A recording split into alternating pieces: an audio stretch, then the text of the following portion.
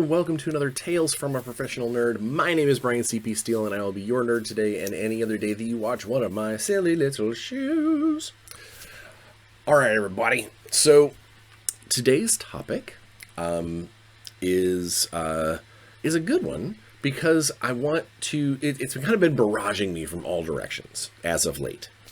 If you checked out the thumbnail, it was the idea of preconceived notions. Specifically preconceived notions in gaming. Obviously, it can be applied to where a lot of it's been coming from movies lately, or TV shows, or books that someone has read. There's lots of places that it can come from. But the idea is the concept is that you already are going to enjoy something before you get there, or you already are going to dislike something before you partake in it, or you're looking for reasons to do one way or the other. It's also sometimes known as confirmation bias. Basically, the idea being that, we live our lives making choices, doing stuff. In the case of gaming, in the case of gamers, we generally, we kind of already know kind of the direction that we go in. We know the games that we really enjoy. We know if we read a review of something and it says that this game is a lot like X game, that if we really like X game, there's at least a modest chance that we might like the one that is being advertised, the one that we're looking at. And sometimes we go into things completely blind, without any kind of preconceived notion, without any kind of confirmation, to our biases. And I've noticed lately, and again, I think I've talked this before, is reviewers and critiquers and critics and the like, how a lot of things tend to be more hyperbolic. They tend to be over the top. Everything's either the best or the worst. Everything either ruined my childhood or it is the best thing that has ever existed. And I do think that some of that has moved the preconceived notions into a realm where it turns into, I'm not even gonna do this because I already know I'm not gonna like it. Or, I'm gonna buy this even if I'm never gonna, I'm never gonna play it. I don't have anybody who likes this kind of board game, but I love it, so I'm going to buy it, and it's gonna sit on a shelf for years and years and years, gathering dust, because I know that I love it, even though I've never even cracked it open to look at it. And I think it definitely hurts things more when people are when they have negative preconceived notions. When someone sees a movie trailer and goes, "Oh my God, I can't stand this movie, looks terrible, it looks the worst thing ever, it ruined my childhood." We hear that a lot.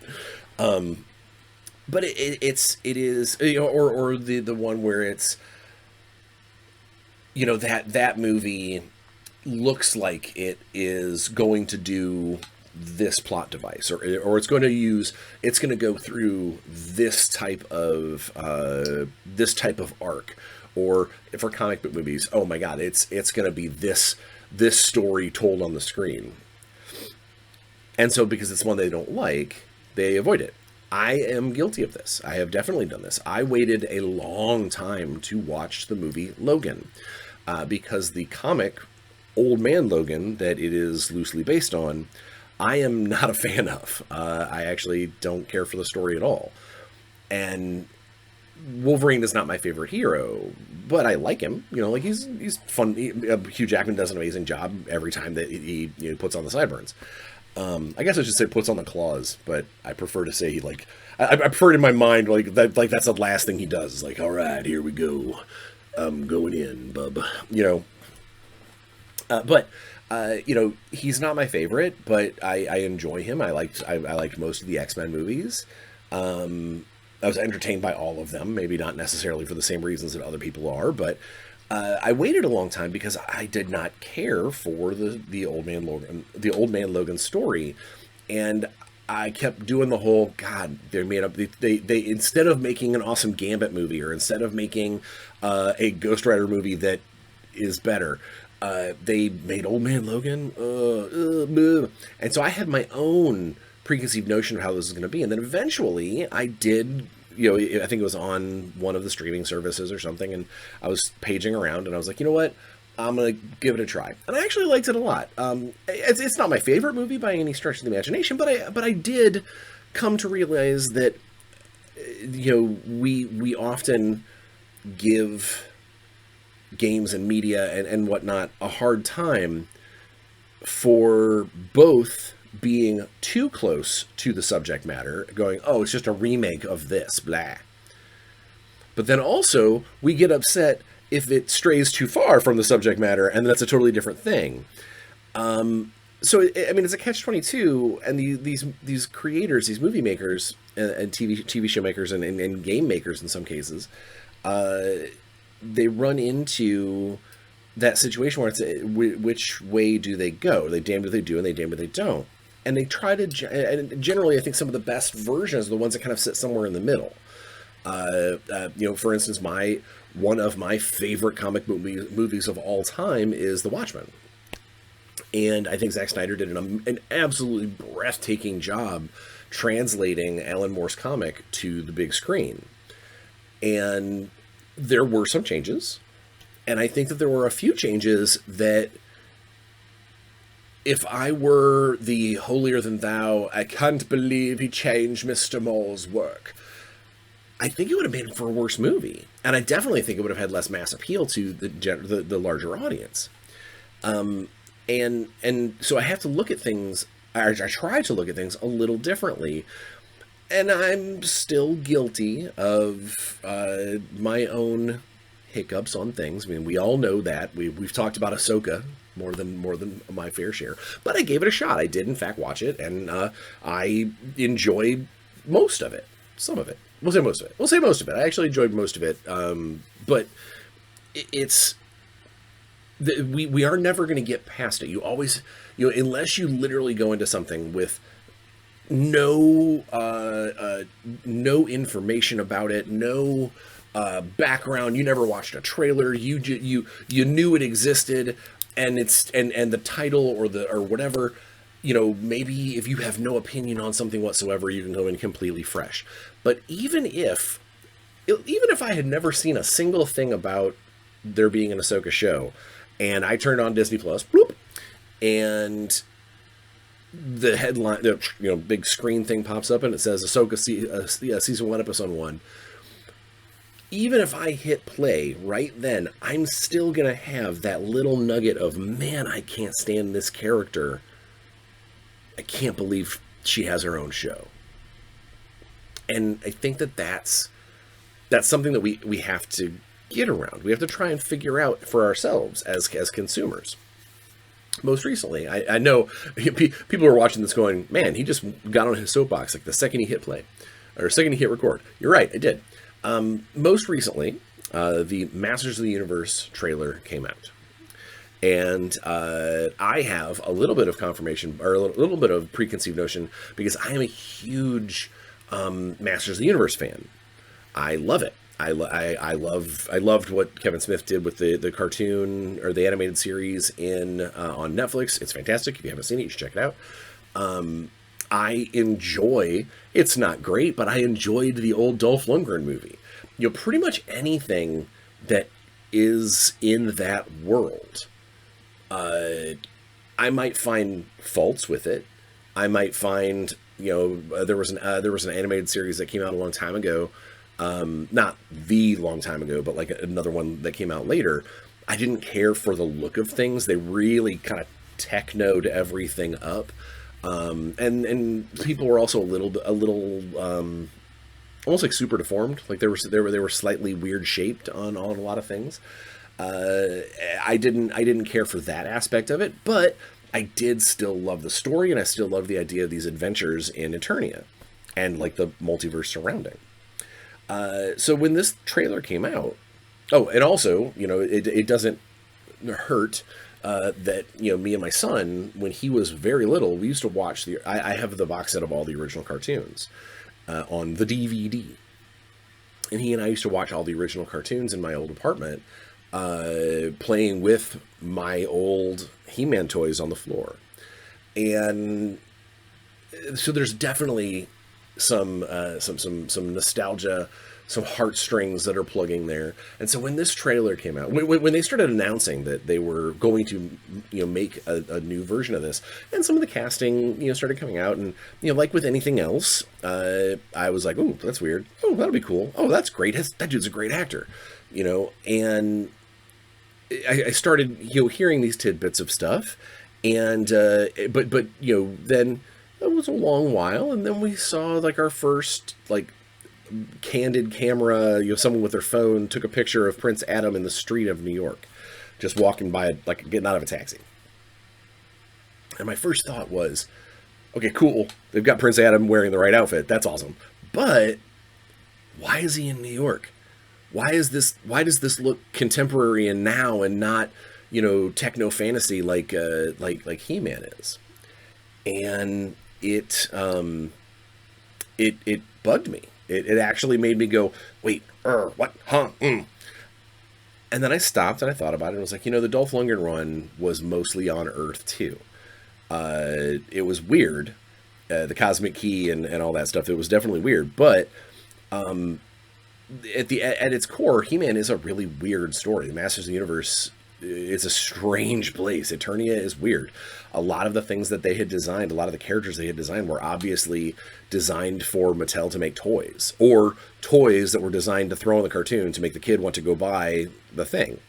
And so there's a lot of weirdness there. So seeing this trailer, I was like, okay, it's weird. It's probably it's gonna be weird. It's probably designed to be weird.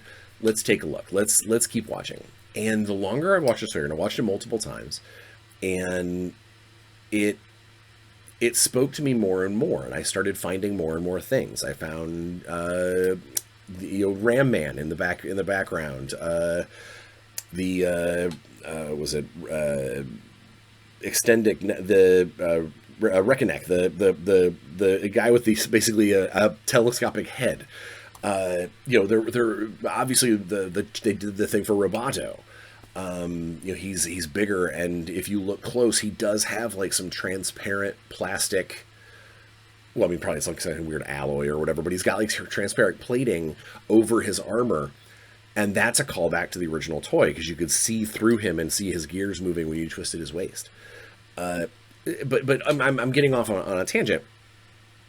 My preconceived notions went from, oh, please don't mess this up, to, they've never really messed up before, not unforgivably so, and this looks really good. And I just kept watching it, and a close group of friends of mine, we have a Discord, and they immediately started bagging on it. And it took me a second, and I stepped back, and I was like, you know what? My first thought was I was going to wade in and start fighting them and be like, no, guys, come on. It looks great. Look at this. And instead, I just made my one comment, and I was like, actually, I think it looks really fun. I can't wait to take my son to go see this movie. And there were some obligatory people talking about, how they don't like particular actors and they won't support things. But I also reached out privately to a couple of friends that was like, hey, when Con and I go to see this movie, you want to join us? These are the kind of things. Everybody's always talking about how we don't get together enough, we don't do things enough together in person, and I think that running out and going to see a movie could be a cool thing to do. And this He-Man movie, I think, is going to be one of those things that, even if they don't enjoy it, we could just spend 2 hours together, maybe go to dinner afterwards, have fun, eat some pizza, eat some popcorn, hopefully see a really fun, great movie. But regardless, I'm getting off topic. I don't want their preconceived notions that this is going to be so bad to get in the way of us being able to spend some time together and then have a good time. And I think that I'm trying to get to the point here. With games, I mean, again, you watch this show for games, not for me to pontificate about a Masters of the Universe movie. We run into a lot of things where either maybe it's the company that's creating it, or maybe the system that it uses as its core engine, that we decide that it's going to be a bad product. Or definitely the opposite is true, is I buy anything that this company makes because I love this game that they made 30 years ago. And I think that it is not necessarily a good thing to have, blind loyalty is bad. To expect the same thing out of a company every time, or out of a game every time. For example, all right, back to examples. We know that D&D has been through many versions, many editions, and many changes, over the years. And there are definitely groups of people out there that are like, oh my gosh, I can't believe another version of D&D is out. This is the version, my 1977 version is the one that I love, and nothing's been better. And then you fast forward, and there's another group of people that are like, I love 3.5. It's the best version I've ever played. And then there's some people that are like, 5e is what got me into this. It's how I was introduced to Critical Role. This is the Critical Role introduced me to D&D. They use 5e kind of, and this is what do I do? And then things change to the 2024 edition, and there's people that are like, man, I can't believe they did all these changes. And there are games. I mean, hell, recently we did the Thundercats game setting that uses the 2024 5e rules as its backing. And we had a ton of people, especially on social media, where, people go to vent their spleens. We had a bunch of people that were like, I just hate D&D. I can't believe you're doing this. I love Thundercats. Here's my Thundercats tattoo, but I hate D&D. I'm not going to support your project unless you change what you're doing. And that is tragic. That's tragic to me, because they're missing out on what could be just a really good read. I mean, if you think about it, you look at a D&D book. We look at this D&D book right here. You look at the player's handbook, and even if you don't go through it for the mechanics, just the art's beautiful. Some of the story that's cooked in here, where it talks about what an elf does and what the trickery domain is, and someone who says, I love fantasy, I love old school D&D, I love the Forgotten Realms, but I can't stand 2024 5e, or I can't stand 5e. I get it. You can absolutely have game systems that you don't care for. I do. I try not to talk too loudly about them because I'm in the industry and it's rude, because I have friends that work on a lot of them. But there's definitely a difference between saying, I hate that system, I'll never do anything that has anything to do with that system, and saying, you know what, no thank you, I don't want to join that particular game, I hope you guys have fun. Or if it's something like, for instance, I'm talking about Master of the Universe. I don't know, we're this is a tangent-filled episode. I know we were talking about Master of the Universe, but don't get me wrong, I would love to make a Masters of the Universe He-Man / She-Ra role-playing game. And I would not even, I would prefer it in a system that fits to the stylings of kind of the techno-fantasy, with easy to understand, but not so easy that you can't do. Okay, I'm definitely rolling down a hill on game design that I don't want to go. But so I would love to see that. But if that game did come out and it was using a system that I didn't care for, or maybe just not a system that I'm not terribly keen on, I would still probably buy the book, because I'm sure it would be a good read. It's going to cover a bunch of really cool, it's going to scratch a bunch of really cool itches about just reading lore, because while I'm a fan, and yes, I read a bunch of the comics, and yes, I've watched all the cartoons, and, there are always, I do not consider myself an expert on just about anything. When I was working on Thundercats, there was a bunch of stuff that came up in the lore sections that when Devin kind of unveiled that plot line, I was like, whoa, that's a thing that happened? Oh, that's awesome. I love getting that exposure to these new things. And if I had shut down, if I had let my confirmation bias say, I don't want to do this because I don't like the system you're using, I would never get access to that information. I would never learn that. And I would be missing out. So that's kind of why I wanted to bring it up in the first place is there are a lot of projects that are out there that get avoided or get not poorly reviewed. It's not the right word. Poorly discussed because of the system that it uses, or maybe the company that makes it. They go, those people made a thing a long time ago. I don't ever want to deal with them. And I do understand if you have a personal relationship with a resource, a game, a movie, a setting, an IP, a company, a person, whatever, that your personal attachment or detachment, all of that makes perfect sense, and I would never want to take that away from someone, or try to take that away from someone. But if they don't have that, and they're just sort of following the cue of, man, it's cool to hate on blah, or it's I'm going to use Pathfinder for a second because they have a very rabid fan base. Pathfinder's making a thing, I'm gonna buy it. What is it? It's the guide to sewer flotation devices. It's not real. I'm going to buy it. Okay. Are you ever?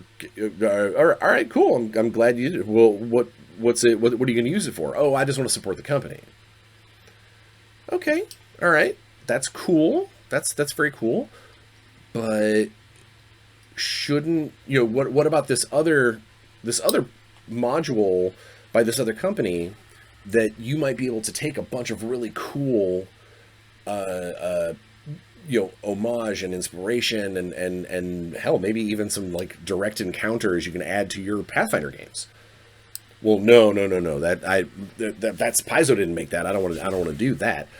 Or I heard that person, that company did this thing. I know I'm rambling, and I know this episode's kind of rambly. But it even stems down to like miniature games. We have lots of conversations about Warzone with some of the Warzone fans, where people will go, I don't think it doesn't make any sense why this is this way, so your game sucks. Or I really wish you would have just remade this game that I loved 10 years ago, just like word for word remade it, re-released it, and then I would absolutely back everything that you're talking about. Or don't you dare change anything about anything because it's sacred to me. And as soon as you imply anything else, I'm going to tell everybody that they shouldn't back your thing.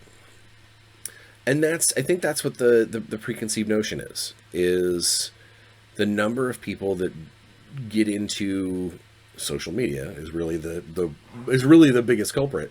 But they get into a Facebook page, or they jump onto an World article or whatever, and without having any done any research, done any reading, done any discussion whatsoever about the topic being discussed, about the product that is being advertised, about the story being reviewed, they just want to be heard. And a way for them to be heard is to be shocking or loud or obnoxious or rude, because it draws eyes, it draws attention, it draws that rage engagement that a lot of times people don't realize that they lust after.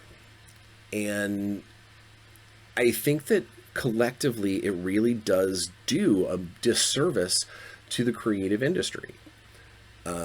Collectively. I know that I firmly think that this sort of, you know, extremely polarized views on the arts collectively is what's led us to so many people believing their ideas, their concepts, their creations, and I use that last term very loosely, deserve to be held up on some kind of pedestal, even if they use things like Gen AI to do all of the work for you. Well, I had to make my prompts. I had to type in some ideas. Okay, well, this person over here took 12 years of art school, and you know, I think they have earned that right more than your 8 minutes of plugging names into an algorithm that went and searched millions of images that you also don't own to create something. And then go, well, yes, you know, this is what I would do. This is the cool thing that I can do. It just collectively creates this stage where you can't just be happy that something exists, or just, a lot of times people don't just give things a try. This weekend, man, this episode has turned into a ranty rant. I am so sorry. Maybe I'm in a mood. Haven't had enough caffeine today or something. This upcoming weekend, we actually have the Nacho Con online, which is an Evil Genius Games convention where people can get together virtually and play games, play a bunch of, it's all free. There's no cost, no badges, no nothing. To basically get online, play games. I know I'm going to do a couple panels there to talk about stuff. And, you know, some of the tables are filling up, which is awesome. Some of the adventures are getting a decent number of bodies at them for people to play on Saturday and Sunday. I hope that the panels are busy. We have lots of people asking good questions. But invariably, we had at least one person do the whole, why would I want to do this? Your products are this. It's, you know, it's just D&D but with guns. And they couldn't be farther from the truth. I mean, they could be. They absolutely could be. But they, you know, they made such a simplistic statement that it's going to, that kind of thing, making that simple statement, it makes it sound like fact to some people, to the impressionable, and they might see that, they might read that, and then they go, yeah, never mind. I don't want to take the time to try a new thing. And it bugs me.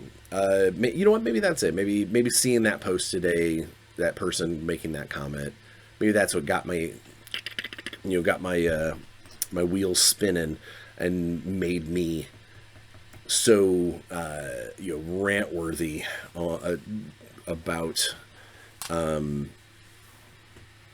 how everybody's so opinionated about things that don't just affect them.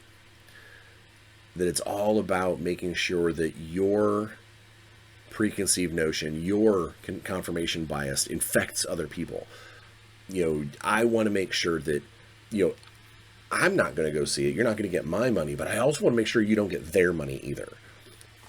Or, I can't believe you think that way, and let me tell you all the reasons you're wrong.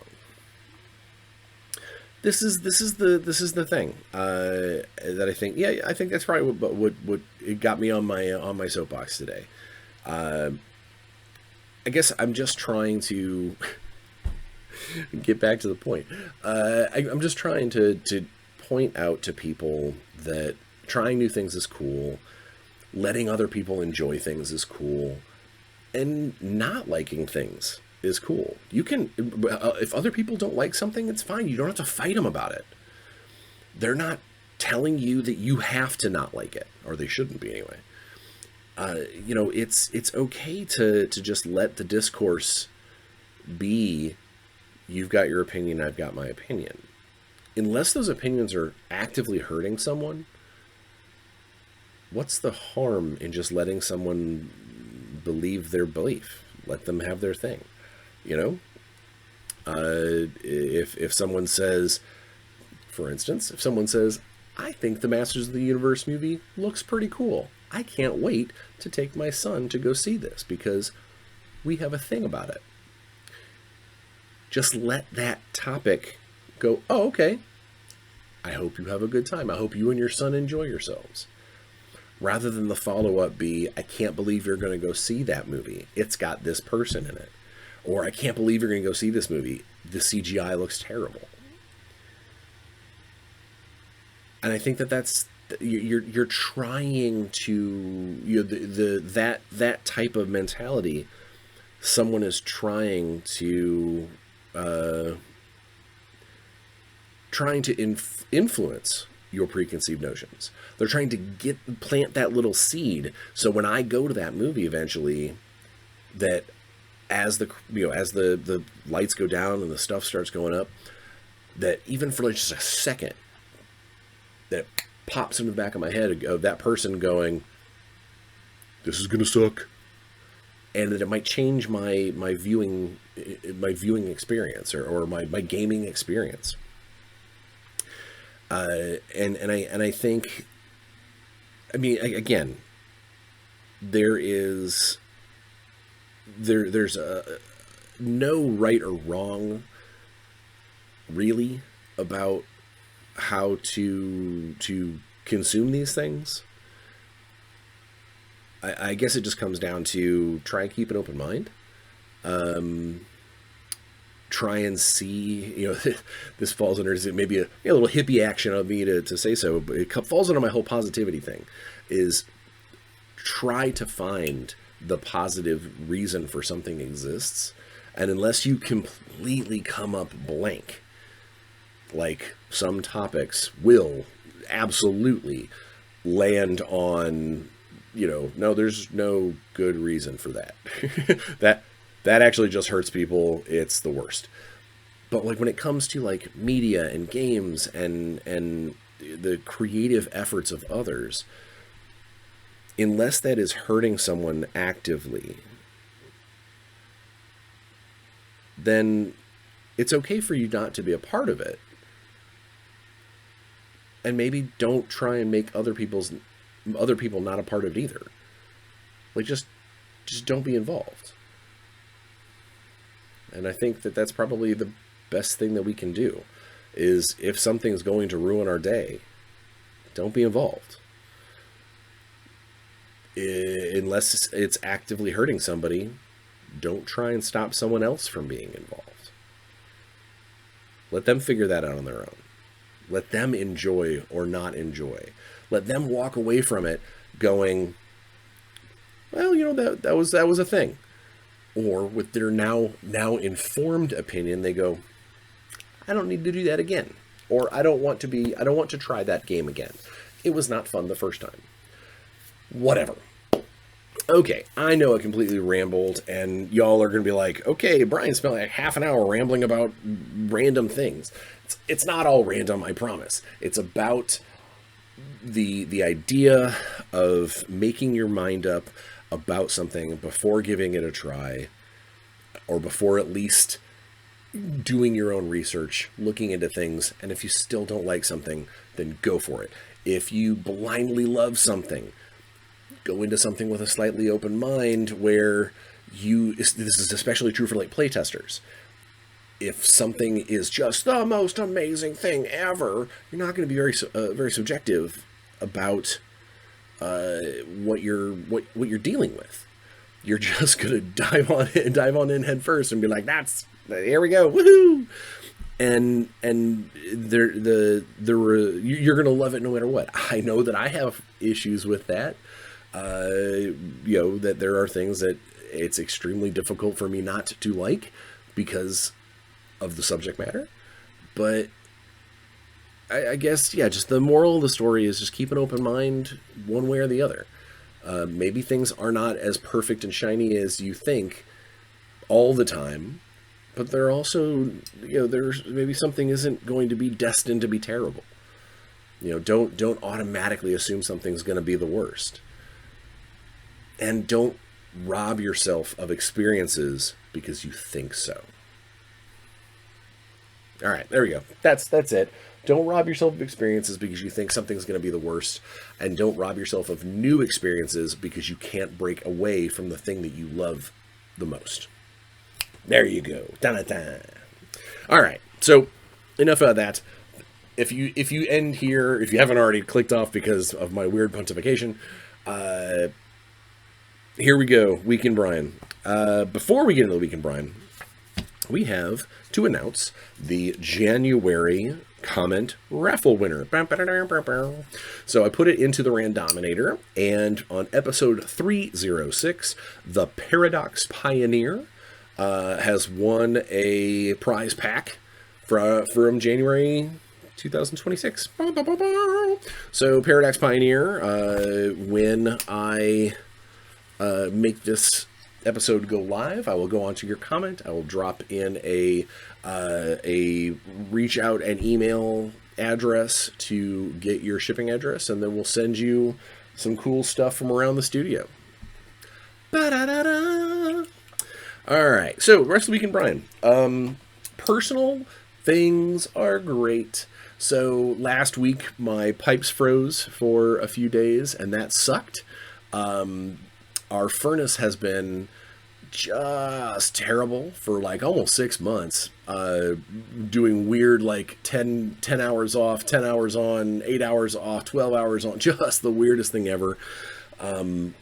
Well, we finally got it replaced. Earlier this week, we actually had the repair guys out completely, just get rid of the old furnace, put in a new one, and while it was a trial to deal with warranty companies and the house insurance spiel and just it's ups, downs, lefts, rights. We're good to go now. The heat has not paused since the new furnace has come in. The installation guys, shout out to 32 degrees heating and cooling. He walked me through how to read the error codes on the new box. The new box looks great. It's not 30 years old and covered in gross. I could not be happier. So personal week highlight of the personal week this week is new furnace, fully running water. Feels good to have my home back on track again. Which leads us directly to hobby stuff. I haven't done anything. And that is because when the heat... My studio has a very thin external wall. And so when the heat is not functioning properly, even if I do have my my space heater going, it is cold in the studio. Meaning sitting down here late at night trying to do painting is uncomfortable and prone to error. As that the two things that I'm currently working on for painting purposes are charity pieces for an upcoming convention, I couldn't risk it. So I have not gotten any hobbying done, but now that the furnace is new and replaced and raring and roaring, once I get a couple of deadlines checked off the list, which I'll talk about here in a second, I am going to dive headfirst into the hobby section and really, really focus on getting that charity piece done before GaryCon. Gaming wise, I was supposed to host a playtest session last night, but I have been up to my eyeballs in deadlines all kind of hitting at the same time. I'm getting into a very, very busy part of my year. March is a lot of fun, but hellish because it's very, very busy. Now, this year I did get a slight reprieve. I thought I was going to end up going to Gamma for the whole convention, the Gamma trade show. with Transatlantis to show off a bunch of stuff about Warzone. Well, it turns out the stuff that we wanted to be showing off, we don't have it in the form to be able to showing off yet. You know, like, it just, there was complications involved. So me going down there to basically just stand in the booth and listen to Ian and Bob sell tooth and coats paints, wasn't really on the cards. So I'm not going to Gamma for Transatlantis. However, I did already have some stuff booked to help market Intergalactic Heroes stuff coming up. And in doing so, I am still going to be down at Gamma for one day. I'm actually going to drive down, go do all this stuff with Intergalactic Heroes, do our press docket thing, talk to the retailers about how cool the game is, answer any questions about Throne World Saga, that sort of thing, and then get in my car and drive back home. It's going to be a very long day, but it also earns me back a handful of days to get a bunch of work done. So that's a plus. Yeah, so that was really the gaming I was supposed to do, was that playtest. I haven't really done anything else. I've done a little bit of Xeogenesis, a couple little minor test mock games, because the weather's been so bad. I haven't had a chance to really get anybody over here to play with me, like actual do a game. Same thing with Warzone. It's just right now it's a lot of Adepticon prep. It's a lot of getting things ready for the next stage, getting my next playtest document for Warzone ready. Just a lot of stuff going on, a lot of prep. I know once March is over, I get a decent kind of breathing room to get some work done on lots of projects. And more importantly, let's bleed right over into work. I have 2 adventures that I am working on right now that need to be done in the next week and a half. The reason I bring that up, not only just because I want to fill you in on the whole Week in Bryan thing, but if things go the way I think they're going to go, I may actually not have an episode next week. If I have time to record, even just a short one to kind of fill you in, bring you guys up to speed on something, maybe show off a fun thing, I still will.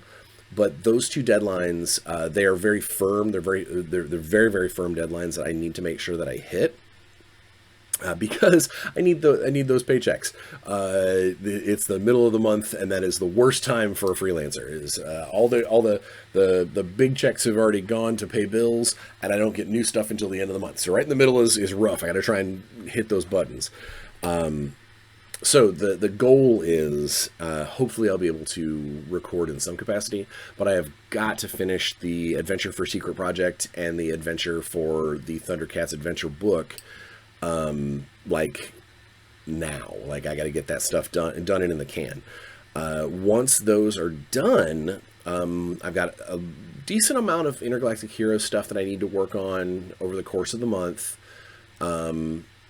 Some cool Warzone lore drop type things that need to get done. And I know that there's still a bunch of new Dungeon in a Box monsters that need to be done as well. Plus, there is always the Shadowrun novel that needs to keep making forward progression. There's a lot. There's a lot going on. I'm seeing the end of the tunnel as I start getting to cross some of these things off my list. I should be able to focus on getting other things crossed off the list. And really, the goal here is to get it down to where I can kind of just focus on regular daytime work stuff during the day, and then grab an hour or two, every other night to work on the novels. But right now, it's just not. It's just not right now. The life is too hectic. Things are crazy. I've had to repair too many things in the house. It's just nuts. It's just nuts. So work is crazy, and lots of great things happening, lots of good stuff coming out. But it does make things a little on the frantic side. Which is why occasionally my nerves get exposed to comments or whatnot about things, and it makes me have a half-hour long rant about people and their confirmation bias. Yeah, so enough about that. I guess for now, just hopefully next week we'll see you for another episode. If not, we'll see you in 2 weeks. But one way or the other, love you all. Thank you for watching all of this and sticking with me for all the ups and downs, all the crazies, all the actual heartfelt, deep episodes, and sometimes the ones where I just sort of let my brain go loose. Yeah, I thank you all for being a part of this, and I just want you all to stay safe. Wash your hands, brush your teeth, wear a mask, get your shots, don't lick doorknobs, try not to be a jerk. Just leave every room a little happier than when you got there, and hopefully everything will be all right. Until next time we meet, could be next week, might be 2. Please be safe, have fun, and play some games. Hopefully I will.